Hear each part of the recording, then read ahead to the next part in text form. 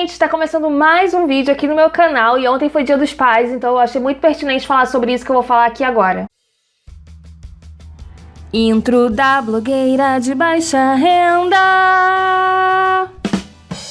Mas antes de qualquer coisa, eu gostaria de pedir para você se inscrever aqui no meu canal, ativar o sininho para quando tiver vídeo novo você receber notificação e curtir, comentar e todas essas coisas que youtubers fazem. Ontem foi Dia dos Pais, né? Aí eu fiquei pensando em qual seria o vídeo de hoje, já que eu não tenho uma boa experiência com meu pai. Então eu preciso contar uma história antes, para você entender sobre o que eu quero falar. Muito provavelmente você já viu o título, então você já sabe. Preciso contar a história da minha mãe, assim, bem resumidamente. Ela com certeza vai brigar comigo depois que ver esse vídeo, mas a gente ignora e eu preciso contextualizar, não é mesmo? Então, a minha mãe era uma adolescente de 16 anos que morava lá em Solânia, na Paraíba, e conheceu um fazendeiro que prometeu mundos e fundos para minha mãe. E ela, aos 16 anos, saiu de Solânia, fugiu de casa aos 16 anos para morar em São Paulo com esse tal fazendeiro. Quando chegou em São Paulo, o fazendeiro não tinha uma cabeça de gado, não tinha uma cabra para dizer que era dele, não tinha nada. Era tudo história para boi dormir. Minha mãe caiu nesse conto porque ela morava tipo no sítio, então... Enfim, gente, minha mãe conta histórias do tipo, passava um helicóptero, um avião, a gente achava que o mundo estava acabando, sabe? Ela não tinha essa consciência. Então, quando chegou um cara falando que ia fazer isso e aquilo, ela aos 16 anos, apaixonada, achou que realmente iria acontecer.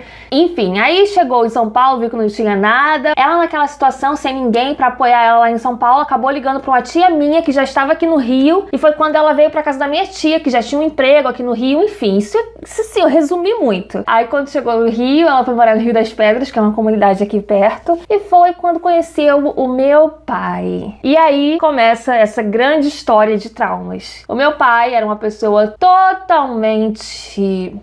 não sei nem a palavra que usar, mas ele era, tipo assim, muito doido, envolvido em muitas coisas ruins, assim, do que você imaginar. E a minha mãe, muito sem maturidade emocional, enfim, né, a gente sabe que uma menina de 17, 16 anos na época, não tinha essa consciência que uma menina de 16, 17 anos tem hoje. As coisas eram muito diferentes. Acabou engravidando de mim aos 18 anos. Foi morar com meu pai. Meu pai, um homem extremamente abusivo e agredia minha mãe o tempo inteiro, abusava da minha mãe psicologicamente, sabe? Agredia fisicamente, já quebrou vassoura na minha mãe, já bateu a cabeça da minha mãe numa janela. Enfim, coisas horríveis que todo mundo sabe que os números e os casos de violência doméstica estão aí pra mostrar essa nossa realidade. Eu nasci e desde muito pequena eu presenciei todas essas coisas que meu pai fazia com a minha mãe, desde agressão física, agressão psicológica, toda aquela coisa que a gente vivia,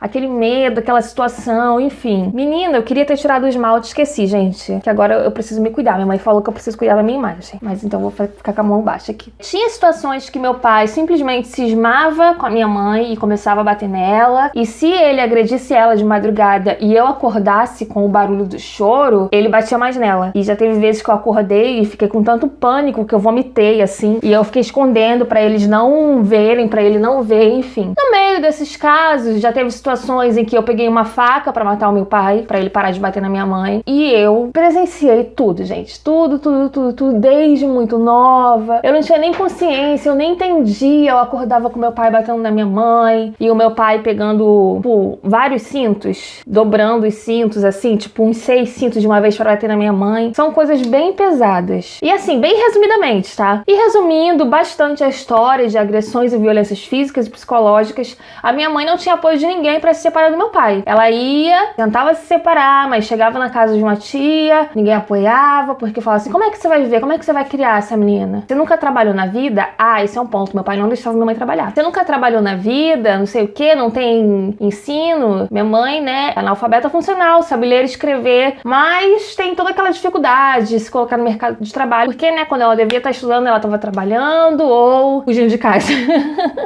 Ai, a gente ri muito dessa história, apesar de ser muito doida. Dessa história da fuga dela, é motivo de muitos risos, enfim, a gente soube lidar e se transformar numa história engraçada, sabe? Minha mãe tentou. E mais de 10 vezes ela tentou sair de casa, se separar, mas não tinha apoio e voltava. E meio que já tava virando um costume, assim, ai, Ana se separou, mas daqui a 2 dias ela volta. Até que um dia a minha mãe estava disposta a se separar e ela descobriu que ela estava grávida. Quando ela estava realmente disposta a se separar, ela descobre que ela estava grávida. E o que ela fez? Ficou muito doida, né? Tipo, ora, o que eu vou fazer? Com uma eu já não conseguia. Com 2 vai ser mais difícil ainda. E agora eu estou presa nesse relacionamento de merda, porque eu tenho 2 filhos com esse homem. Não ia quebrou só um minuto. As agressões continuavam com a minha mãe grávida, ele batia na barriga da minha mãe. Nada mudou. Ele criava umas coisas na cabeça dele, de que a minha mãe estava traindo ele. Se minha mãe... Gente, era tipo, se a minha mãe queimasse um arroz, sabe? Quebrasse um copo, era motivo de bater na minha mãe, e apontar arma e fazer coisas muito pesadas. Nenhum apoio pra sair de casa. A minha mãe não tinha nenhum exemplo, não conhecia, não sabia que ela podia ir na delegacia, sabe? Fazer um boletim de ocorrência, não sabia os direitos, enfim. Eu muito nova também, 6, 7 anos. A única coisa que eu fazia era falar, mãe, vamos embora daqui, vamos embora, ó lá. Enfim, meu irmão nasceu, nada mudou. Quando meu irmão fez 2 anos, a minha mãe definitivamente falou, não, dessa vez eu vou e não volto mais. Voltou, só pra constar. Nessa penúltima vez eu já tinha 9 anos. E eu, muito feliz com a minha mãe ter conseguido sair de casa, já tava tudo muito certo. A esposa de um tio meu, que foi uma das pessoas que mais me apoiou, mais apoiou a minha mãe nessa época, que é a Wanda, botou a gente dentro da casa que ela morava e deixou a gente num quarto e falou assim, você não vai voltar, eu tô com você e tal. E só que um dia meu pai ligou e falou assim, eu quero ver as crianças. E ele usava isso, né, até tipo, ai, são os meus filhos, eu quero ver as crianças, vem trazer eles aqui no shopping pra eu ver meus filhos. Menina, não sei o que deu na cabeça da minha mãe voltou. E eu no carro, meu pai tinha um carro, né, e eu entrei nesse carro em prantos, assim, e meu pai perguntou, por que você tá chorando? Eu falei, porque eu não quero que a minha mãe volte pra você, porque é uma merda sempre. Isso era na Copa de 2002. Enfim, minha mãe ficou mais um tempinho e viu que não ia rolar porque meu pai não mudava e tudo era a mesma coisa, apanhava, violência psicológica, violência doméstica, eu não sei o que aconteceu. E um dia ela resolveu sair de casa e nunca mais voltou. Antes de completar 1 mês fora de casa, ela conseguiu um emprego numa casa de família, começou a fazer faxina, viu que o mundo era muito diferente daquilo que ela estava vivendo ali e que ela não iria mais ver aquele relacionamento, porque eu não sei. Foi tipo um estalo que deu. Foi o mesmo estalo que eu tive pra começar a gravar vídeo, só que numa dimensão muito mais saudável, né? Ela teve esse estalo e falou, nunca mais eu vou voltar. E ela nunca mais voltou. E aí começou toda essa questão de mãe solo. A minha mãe sempre foi mãe solo. O meu pai só era aquela pessoa que trabalhava, não deixava a esposa trabalhar, botava comida, cagava pra gente. Cagava pra mim, cagava. Tipo, ignorava. Péssimo. A minha mãe sempre foi mãe solo. E o que é mãe solo? Mãe solo é aquela mãe que, na verdade, uma mãe solo pode ser caracterizada de diversas formas.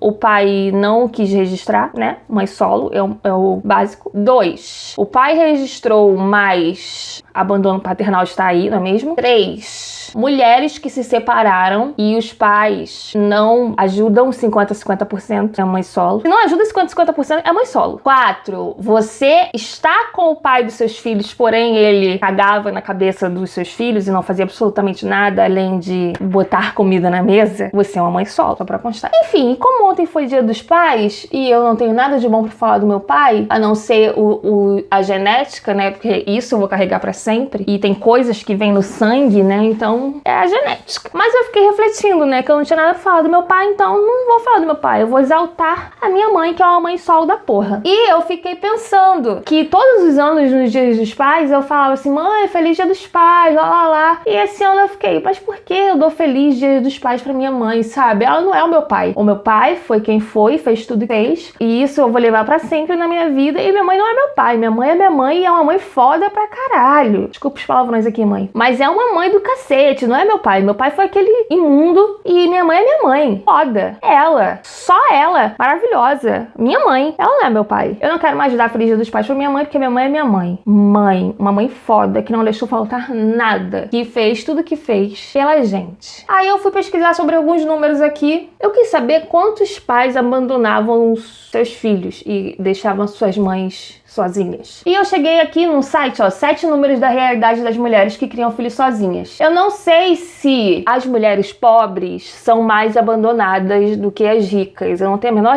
ideia. Mas quando você é baixa renda e você é uma mãe solo, é mais difícil pra você. Quando você tem dinheiro, consequentemente, você tem mais tempo. A minha mãe não tinha tempo. A minha mãe foi uma mãe solo que trabalhava de domingo a domingo pra pagar o mínimo. O meu pai dava R$50 e achava que ajudava alguma coisa. Até o dia que minha mãe botou ele na justiça e a gente morreu de medo, porque achou que meu pai ia matar a gente agora de verdade, né? Entrando na justiça, enfim. E aí ele começou a pagar regularmente esse valor imposto pela justiça, que, gente, sem brincadeira, não pagava nem o nosso aluguel. Quanto mais a comida do meu irmão. Meu irmão tinha 2 anos, era um bebê. Bebê não, né? Mas era uma criança que necessitava de fralda, de leite, enfim. Minha mãe, minha filha. Se não fosse minha mãe, não estaria aqui hoje, bem alimentada e educada. Aí chegamos em os números. Lares brasileiros são cada vez mais chefiados por mulheres. Isso é ótimo, né? Aí, segundo número aqui da matéria, Brasil ganhou mais de 1 milhão de famílias de mães solo. Olha esse. Mulheres empregadas fazem mais trabalho doméstico que homens desempregados. E isso, né, é um ótimo tema pra gente falar aqui. 84% das crianças são cuidadas principalmente pela mãe. Mulheres cuidam mais dos filhos do que os homens. Pobreza é maior em famílias de mãe solo e aí fica ainda pior quando você é uma mãe solo negra. Aí a minha mãe se encaixou, porque a gente já era baixa renda quando morava com meu pai, mas ficou muito pior quando a minha mãe se separou, porque o meu pai não queria ajudar financeiramente a gente e meu pai cismava com aquela mixaria que ele dava pra gente era pra minha mãe curtir e ir pro forrozinho que ela gostava de ir. E olha, que nossa senhora, né? Se ela sai pra dançar o forró no final de semana, que ela merece, porque ela era uma pessoa recém-solteira, tinha menos de 30 anos na época. Como assim você vai sair pro forró? E a família dela jogava, e a família dela chamava ela de piranha. Gente, eu não tenho nem palavra pra substituir, tá? Não sei. Então vai sair essa palavra. Não criava os filhos direito. Enquanto meu pai tava lá, ninguém sabia o que ele fazia, não cuidava da gente, não ligava pra gente, a gente tinha que se humilhar pra ganhar qualquer coisa que fosse nosso direito. Mas vai a minha mãe querer sair pro forrozinho no final de semana, né? 5,5 milhões de brasileiros não tem nome no pai do registro. Então, isso são só os que não têm o nome no registro, né? Porque tem milhares aí, milhões de filhos que têm o nome do pai no registro, mas é abandono paternal, tipo eu. Enfim, complicado. E esse foi o último dado aqui desse site. Acho que eu vou deixar esse post aqui na descrição pra você ler melhor esses números. Eu achei bem interessante pra gente trazer essa consciência. Como eu disse, eu não sei se mulheres pobres são mais abandonadas pelos pais dos filhos do que as mulheres ricas. Mas eu sei que, como eu sou filha de uma mãe solo, eu vi o quanto a gente foi... tudo que a gente sofreu. Eu presenciei tudo que a gente sofreu, eu presenciei todas as dificuldades que a gente passou e toda essa falta de pai que eu tive. No final das contas, eu com 26 anos preferia, tipo, consciência que eu tenho hoje, não ter tido o meu pai. Eu preferia não ter tido contato, eu preferia que ele não tivesse no meu registro, porque foi bem traumático tudo que ele fez pra minha mãe. E depois, consequentemente, da minha mãe ter se separado do meu pai, ele começou a praticar todos esses tipos de abusos psicológicos e físicos em mim, como uma coisa que agora eu não posso fazer com a sua mãe, eu vou fazer com você. E eu vivi todo esse terror até os meus 17 anos, que foi quando ele morreu. E quando ele morreu, eu só conseguia sentir alívio, sabe? É complicado, porque a gente vive num mundo em que é sua família, é o seu pai, é o seu irmão, é a sua irmã, é a sua mãe, e você precisa conviver com isso porque ele é sua família. E tipo, mano, muitas das vezes a família é um dos nossos relacionamentos mais abusivos da vida e é onde a gente fica tipo, não, é minha família, eu tenho que conviver com a minha família. Não, você não tem que conviver com a sua família, a gente tem que quebrar isso, esse negócio louco que criaram, que a gente tem que conviver com a nossa família, mas não, nossa família, muitas vezes, nem é a família, na verdade, esses parentes que vêm, né, que a gente não escolhe onde a gente vem, nos fazem mal pra caramba, sabe? E, gente, lógico que a minha mãe não sabia o tanto de coisas que meu pai fazia comigo, eu ignorava, eu não contava pra ela, porque eu achava que só iria fazer ela sofrer e que ela não poderia fazer nada. Porque muitas das vezes eu ia pra casa do meu pai, porque meu irmão, como meu irmão é bem mais novo que eu, quando os meus pais se separaram, eu tinha 10, o meu irmão tinha 2. Minha mãe não permitia que o meu irmão fosse sozinho pra casa do meu pai, porque meu pai, como vocês podem ver com essa história que eu contei, era um péssimo pai, não sabia cuidar do filho. Então eu, com 10 anos, tinha que cuidar do meu irmão. Cuidar do meu irmão em casa, na casa da minha mãe, porque minha mãe tinha que trabalhar muito pra conseguir sustentar a gente, dar o mínimo, e cuidar do meu irmão quando a gente ia pra casa do meu pai, porque meu pai era um imprestável. E foi por isso, por todos esses traumas que eu tive, por ter que ter cuidado de criança tão cedo. Eu amo meu irmão, é uma das pessoas que eu mais amo no mundo. Tudo pelo meu irmão de novo, e iria e cuidaria. Mas se eu pudesse escolher não ter o nome do meu pai na minha certidão, eu escolheria, porque eu seria uma pessoa muito menos sem trauma. Sei também que eu não seria a pessoa que sou hoje, muito provavelmente não estaria aqui. Mas são escolhas. Será que a gente merece passar por tanto sofrimento e tanta dor? Não acredito que as pessoas mereçam, assim, quando não fazem nada pra ninguém, sabe? Dependendo da sua religião, por exemplo, a minha sogra é espírita, ela diz que tudo que a gente faz aqui são coisas que a gente ficou devendo em outra vida. Eu já não acredito em nada disso, porque eu fico tipo, mano do céu, eu preciso mesmo sofrer tanto assim pra saber que... Saber não, né? Mas pra... Como é que eu posso dizer? Vingar quem eu era na outra vida. Não sei como é que eu posso dizer isso. Meu pai foi uma pessoa que causou muitas feridas em mim, mas esse vídeo não é sobre mim, esse vídeo é sobre a minha mãe e o quanto ela é foda. E o quanto mães solo são fodas. E toda a minha admiração pra você que é baixa renda, pra você que é mulher e pra você que é mãe solo. Ai, espero muito um dia poder fazer algo maior por vocês. Eu não sou mãe solo, não pretendo ser mãe por causa de todo esse histórico de traumas que eu tenho. Não me vejo como mãe, não me vejo como uma pessoa que vai gerar uma criança dentro de mim. Apesar de saber que essas coisas a gente não escolhe. A gente vive num país onde o aborto é ilegal. Então, se eu engravidar, eu vou ter que ter. E eu vou cuidar, porque eu não vou abandonar o meu filho. Métodos anticoncepcionais podem falhar, né? Todos podem falhar. E você só não corre risco de ter filho se você não transar. E eu não vou aconselhar você não transar, porque transar é bom. Só que eu quero aconselhar você, que é mulher de baixa renda, e cuidar. Eu vejo essas meninas aqui da comunidade engravidando tão cedo, tão sem estrutura, sabe? Eu não quero que elas sejam a minha mãe aos 16 anos. A minha mãe teve faltas imensas, assim, por ter sido mãe tão cedo. Ela não tem nenhum problema psicológico. Eu acho que eu peguei tudo pra mim. Mas a minha mãe é uma pessoa que, nossa senhora, não sei como ela consegue não ter nenhum problema psicológico. A mulher maravilhosa, evoluidíssima, passou, foi. E isso é dela, sabe? Eu, tipo, nossa, meu sonho de princesa, não ter nenhum transtorno psicológico por causa dessas histórias. Mas eu fico muito feliz de a minha mãe não ter, porque o bichinho que sofreu, viu? Então, é bom que ela não tem, né? Enfim, gente, tô contando toda essa história aqui pra vocês entenderem o quanto nós, mulheres, somos fodas, o quanto nós estamos vivendo numa bolha extremamente machista, porque vai pensar o contrário. Vocês conhecem alguma mãe que deixou o seu filho ser cuidado pelo pai e ela ser a mãe que pega só no final de semana? Sabe? Inverte os papéis. Sabe? O meu pai que me pegava, sei lá, uma vez no mês, pra uma mãe que pega o seu filho uma vez por semana. Você já parou pra pensar nisso? Como a mulher é julgada diferente do homem? Complicado. E o que a gente pode fazer por isso? Não sei. A gente pode educar sexualmente nossas meninas aqui da periferia, da favela,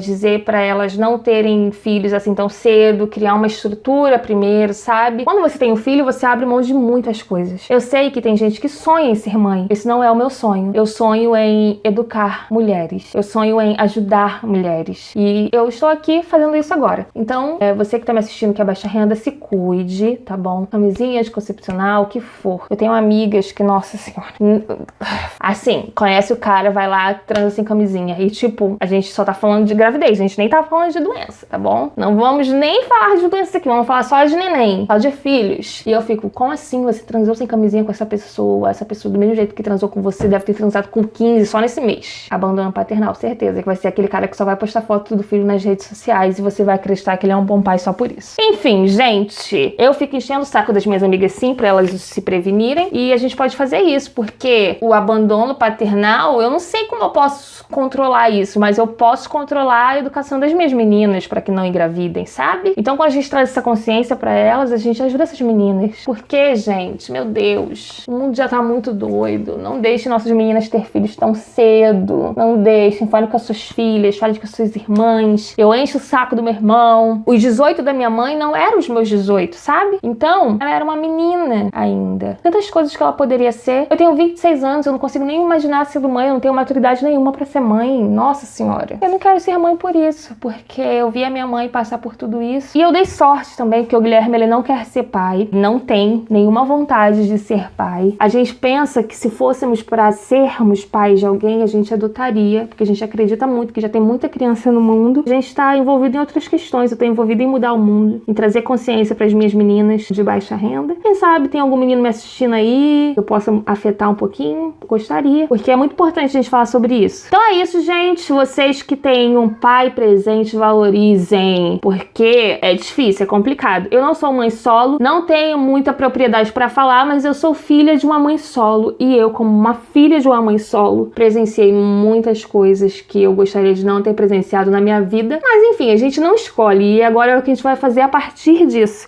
E o que eu faço a partir disso é gravar um vídeo aqui para vocês saberem um pouquinho essas minhas vivências e, de repente, me ajudar também a identificar o que a gente pode fazer pelo mundo com menos abandono paternal, tá bom? Espero que vocês tenham gostado desse vídeo e até o próximo vídeo. Assista outros vídeos da blogueira.